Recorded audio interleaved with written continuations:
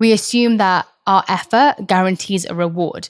And we assume that being good means that we will get good things. We assume that life owes us something based on the work or the effort that we've put in. And the truth is, sometimes you will do every single thing right and it still won't work out. I'm Radhi Devlukia, and on my podcast, A Really Good Cry, we embrace the real, the messy, and the beautiful, providing a space for raw, unfiltered conversations that celebrate vulnerability and allow you to tune in to learn, connect, and find comfort together. Hey everyone, welcome back to this week's episode of A Really Good Cry. I hope that your week has been good. To be honest, I've been really struggling with feeling so tired lately, and I don't know whether it's the weather or it's just my body just struggling to really move into this season. But I have heard that people get sick the most during seasonal transition. So right now we're kind of going from autumn to winter, and I've been hearing about so many people getting coughs and colds. So I've really been trying to support my body and follow what Kieran, the incredible gut expert, said in my recent podcast about improving your gut health. So I've been taking my Just Thrive probiotics and my digestive bitters before my meals. And honestly, so far so good. Touch wood, I have been feeling pretty good. So this is your reminder to make sure that you are doing all the things that you need to stay healthy and well this season. So this week I actually did a panel, and one of the questions I got asked was, how do you deal with disappointment? And I was thinking about the question even after the panel about my relationship with disappointment and how much it's actually changed over the years. I used to be someone that got disappointed a lot. Either I would feel like someone wasn't doing as much as I was, that they weren't reciprocating in the way that I wanted them to, or rejection would feel really personal, or that something didn't quite happen the way that I had envisioned it, the way that I'd planned it out to be. So I'd be disappointed, disappointment. That's a place that I lived in for a really long time. And it began to change how I actually interacted with people in the world. And one day I just realized, I don't want to do this anymore. I don't want to be a flipping moaning myrtle over here. That's not me. Or at least that's not who I want to be. I don't want to feel like the victim. I don't want to look at the world pessimistically. I don't want to see people and expect them to disappoint me. I don't want to see the world through the eyes of constant sadness or frustration. And let's be real, it is such a common feeling. You order a pizza and it doesn't have enough cheese and you're like, oh, I'm so disappointed. You put trust in a partner or a friend and they don't follow through, you're disappointed. You watch Gilmore Girls, again, forgetting how it ended, and expect Rory and Jess to get back together, but they didn't. Really disappointed, actually. That part of my life was really sad. I was thinking about it for a whole week. Why did they not get back together? Why did I think that they should have? And I created a whole reality in my mind where that happened, but it actually didn't. And I was extremely disappointed after that. But I had to say to myself with some serious tough love, babes, it is a you thing. And yes, people do stuff. People do things that you don't want them to. People do things that are sometimes very horrible. And yes, things happen that you didn't expect or want. Things don't go to plan, and your life may be in complete shambles, but choosing to feel disappointment was a choice, not a given. It's not something that was given to you. It's something that you are choosing to feel from the things that are given to you. And so here is a question to ask yourself. What if disappointment isn't something that happens to you, but it's something that you're creating? And I know that sometimes that can be really difficult to digest because there are a lot of things that feel unfair in this world. There are so many things that happen to us, even if we feel like we're good people. And so it's really not about diminishing or making something that's happened to you feel small or insignificant. It's not that at all. But it's helping you to realize you have a choice to carry that with you day in, day out, week after week. And so it's less about what they've done being right or wrong. It's more about, do you want to carry this? Do you want to take on this weight and this responsibility? Do you want to take on this constant sadness, this constant frustration through your life? And do you want to see the world in that way? And sometimes this ends up being really difficult. I feel like this world of self-help and growth and trying to be better people, it feels like, why is everything something I have to fix? Why can't it be their fault? And yes, it is a lot of responsibility, and it is difficult when the finger's pointed constantly back to you, when you're thinking, actually, I didn't make myself upset, they did. But if you are trying to live in a victim mindset, you're listening to the wrong podcast, because here we have to own things and we make our lives better and we do the work required. And that is the hard part about trying to be better, that you can't keep blaming other people for the way that you feel, the way that you live through life, the way that you see the world, the way that you see your circumstances. So first things first is you have to take ownership, not of the entire situation, but of how it's making you feel. And often it's not the situations we're in or life that's the problem, it's the expectations that we are putting on them. Every single time I've struggled to deal with the hand that I've been dealt or felt like something was unfair, it wasn't because life was actually unfair. It was because my expectations were clashing with reality. I had created this picture in my mind of how things should be. A job, a relationship, an opportunity, or even how a version of myself should look. And when life didn't match that picture, it led to this feeling of disappointment. And so it wasn't even that life was necessarily painful, even though sometimes it is, but it was more that my attachment to how I thought life should be wasn't happening. And that's what disappointment is. It is this gap between your expectation and your reality. It's this mismatch between this idea that you've created and what's happening in real time or real life. And so the wider that gap is, the harder the fall ends up being. The more you create this vision of how this relationship should be, how this person should be treating you, the more you've created that before it's actually happened, the harder you're going to fall and the worse it's going to feel when it doesn't. And I think we're just taught to romanticize everything. We romanticize every single thing. We romanticize a walk in the park, which actually can be really nice, but we also romanticize things that haven't happened yet, including relationships, including friendships, including success, including timelines, including outcomes. We assume that our effort guarantees a reward. And we assume that being good means that we will get good things. We assume that life owes us something based on the work or the effort that we've put in. And the truth is, sometimes you will do every single thing right and it still won't work out. And if your peace only exists when things go your way, you will always be at war with reality. And so a big part of dealing with disappointment is actually being more present in the moment and seeing what life is actually giving you rather than what you are constantly wanting for yourself. And that can be really difficult because of course we have aspirations for what we want in life, and that is so okay. Of course we should have them. But we also need to be in touch with reality at the same time so that we don't constantly live in disappointment. There's this thin line and this balance that we have to strike between having aspirations and having this desire to have something happen, but also realizing that we are committing to the process, not just the result. We're committing to what we're going to receive from the process and from the progress that we're making while we're trying to make this result happen. But if the result doesn't happen, we also have to be aware of what we've gained through that journey, what we've gained through that process. And the problem is if we're constantly attached to a specific result, we're actually never going to enjoy life because the result ends up being such a small part of our life. The end product is usually a fleeting experience or a excitement that we get. It's not usually the longest part of life. The longest part of life is the process most of the time. It's the progress that we're making. It's the steps in between. And so if we're not learning how to appreciate that and gain from that, then our bursts of happiness and joy are going to be very fleeting and very small when we reach those little milestones that we're creating for ourselves. I recently read an article that said that the way that we handle disappointment actually starts early in our childhood conditioning.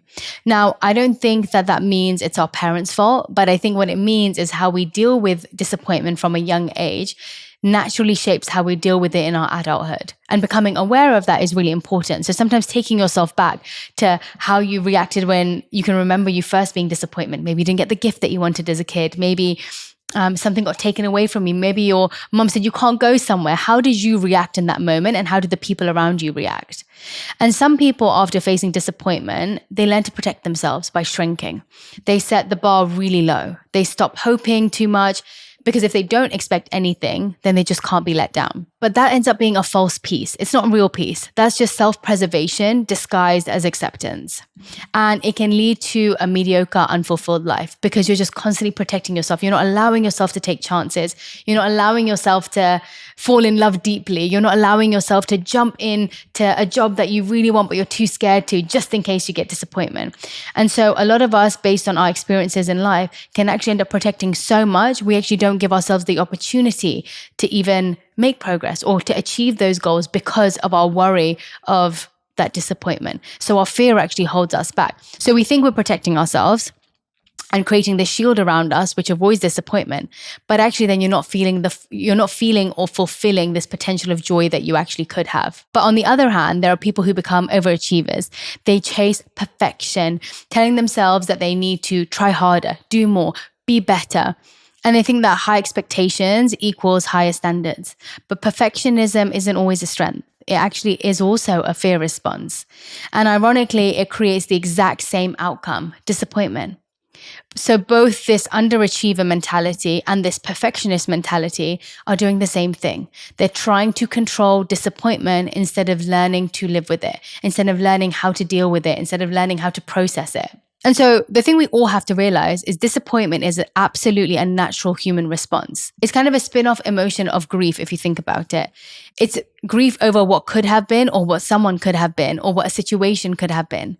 But what makes it destructive is what happens next. So feeling the emotion isn't wrong. It's about how we then receive that emotion, process it, and move forward with our life. Some people turn it inward. It's my fault, I'm not good enough, and it can lead to a shame spiral or a self-blame game. Others can turn it outward. This person let me down. They didn't care enough. They don't value me as much as I value them. And that turns into bitterness and resentment. But the thing is, both end up robbing you of your power. And I think to really deal with disappointment in a healthy way, you have to try and find the middle ground. Not blame, not bitterness, but understanding. Understanding comes from dialing down the assumption and dialing up curiosity, compassion, and benefit of doubt, just like you would want someone to do for you. So asking yourself what actually happened here? What was in my control and what wasn't? Was my expectation actually realistic?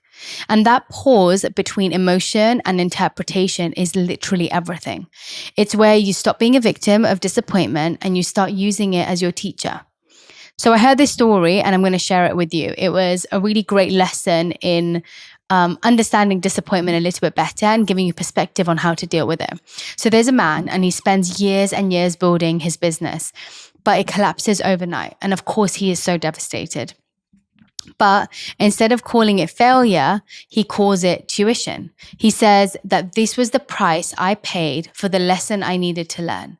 So it's just a great lesson or a great story to remind us to think of disappointment as our tuition or the fee that we pay for the wisdom and learning that you gain from it. And also, I think we have to get our mind away from this idea that things not going our way or not going the way you wanted them to is a bad thing. It's something we have told ourselves versus what's actually real. Who said that things are supposed to go the way that we want them to go? Sometimes what we want and what's good for us are very different things. And we assume that we know what's best for us, but often we actually don't. We also don't have this vision of what is even possible. Sometimes what we want for us is far smaller and undervalues who we actually are. And so we end up wasting months and months replaying what went wrong, even when in reality, you can't change it. You can't change what happened. And replaying can be a good thing if you're analyzing the situation to extract the lesson from it. But if you're replaying it without purpose, it becomes wallowing and it keeps you stuck in the pain cycle over and over again. So instead, we can take that pain, you can sit in it for a little bit, but then you turn it into data. You turn it into data about your beliefs, about your boundaries, about your judgment, and you use it to fuel and to inform you about future things so that you don't make the same mistake again. And I also want to add that this is not false positivity. I'm not saying just be happy about everything and everything will be okay. Because the fact is, if someone promised you something, a promotion, a partner said that they'll be there and they weren't, these are not assumptions that you've made. You have clearly created these hopes from facts and trust in other people's words. So disappointed is a valid emotion, especially if word was given or a pact was made or it's based on facts and truth. And sadly, that disappointment is not in your control either, because how another person has acted towards you isn't in your control, which means it is valid. Of course it's valid, but it is still not something you can control or change. So the reframe and mindset still has to shift to avoid you taking on the pain or you suffering for longer than necessary. So let's make this a little bit more practical. How are we going to go through this? We feel disappointed. What do we do now? The first thing is feeling it fully. The fact is, anything suppressed or anything that stays with us will then impact the way that we live the rest of our lives. And we don't want that. We don't want this disappointment staying with us through other experiences, through other relationships, through other parts of our life. And sometimes you don't even realize it. And so in the moment, you feel it fully. You don't feed it, but you don't skip the emotion. That is where toxic positivity happens. And all you have to do is let it all out, write it out, feel it, name it, cry or talk to someone. Really get out everything in your mind that you want about this issue. And that might mean for a week, you have to write the same thing over and over again until one day you wake up and you're like, you know what? It doesn't feel as painful. You know what? It doesn't feel like I even thought about it this morning. And slowly it will leave you. The more that you are able to get out of your system, the less it will follow you around and the less power it has over you. And I think when you speak something, when you write it, when you let it go, the more you see it, the less power it actually has over you because you're not keeping it within you and you're not allowing it to control the way that you are moving through life. The next part is auditing your expectations. So what does that mean? For each disappointment, you write 2 columns, what actually happened and what I expected to happen. Was the expectation fair? Was it communicated? Was it in your control? And so once you figure out what the disconnect was between the two, the expectation and the reality, that's what you know you shouldn't get carried away with the next time you're in that same position. The third part is you have to stop outsourcing your peace. Disappointment hits hardest when your happiness depends on other people or uncontrollable outcomes. And so trying to shift your metric from did I get what I wanted to did I show up how I wanted? This one thing completely changed me as a human. One way that it really made a difference in my life was I have always really liked giving to friends and family in many different ways. My mum always used to get protective of me because many times as a child, I'd plan things, I'd spend time, energy on someone, and often it wasn't reciprocated. And so my mum very lovingly would always say, well, she wouldn't say it in this way, but essentially she'd be saying, girl, you're doing too much, do less. And I'd say back to her, but I really love doing those things. And I really don't care whether they reciprocate or not. And for a while, I kept coming back to what my mum said to me. When I would do something and it wasn't reciprocated, I would get disappointed. And then I realized that I was capping myself or stopping myself from showing up how I wanted to, how I naturally am inclined to be, because I think I should be a specific way, because I think I should expect something from other people. So I started just showing up how I wanted to, rather than thinking about what I'm getting or not getting and trying to do things based on a calculation. And honestly, that has made such a difference to how I've chosen to live my life. And even more importantly, how happy I am every single day, because I know I show up in a way that I want to, rather than doing it based on what others are doing for me. Next up, try to communicate honestly. If someone disappointed you, tell them, but clearly and calmly and without blame. I felt hurt when this happened is really different from you always let me down. Those 2 sentences, you may be feeling the same way, but the way that you've communicated them will really determine how the other person responds and how that conversation is going to go. And so healthy communication prevents resentment from festering. And sometimes seeing their perspective, seeing it from their point of view, not through your pain filters or triggers, can actually make you realize that you've totally misjudged the situation. I've definitely been there. Even in conversations with Jay, I've ended up assuming things or thinking he meant something when he said this thing, and actually he didn't mean any of it. And I made it up in my head. And when he explained it to me, completely changed the way that I felt. And so having that communication, whether it's a friend, friends, family, even work colleagues, I think it's really important. Choosing your response. So what are you going to do? So you can either sit in this disappointment or you can digest it and let it flow through you. If you feel it's just ruminating and it keeps coming up in your mind and your heart, write a letter to yourself if you're disappointed towards you, or write a letter to the person or thing that it's because of. Get words down on paper and just let it go and release it. Sometimes it's not even about letting them know, it's just about it getting out of you. You might need to do that for days before it fully leaves you, but just know that it will if you try hard enough. And if you really want to let go of it, it will definitely leave. So I really hope that these words help you to deal with the past, present, and future disappointment. And please remember that acceptance isn't giving up. Accepting something and moving on from it does not mean that it's okay what that person did or what happened or what that situation was. It's honestly just saying that this is what it is and I trust that I can handle it. And every single disappointment carries this piece of feedback, a signal about who you are, what you value, and what you still need to heal. And if you ignore it, you end up repeating it. But if you face it, you get to evolve from it and use it to inform you about how you should be dealing with things in the future. And also a great way to protect yourself in the future. Because as soon as you process something and you analyze it, you'll realize that the way that you've reacted has come from somewhere. And so it creates a way for you to make informed decisions and protect yourself based on information rather than assumption. But yeah, I really hope that this is helpful, and I would love to hear your feedback. I know disappointment is something that we probably could feel every single day if we wanted to, if we chose to let it affect us in that way. And so sometimes it can get really overwhelming. But send me a DM. I'd love to hear your stories, and I hope you have such a wonderful week. Sending you so much love.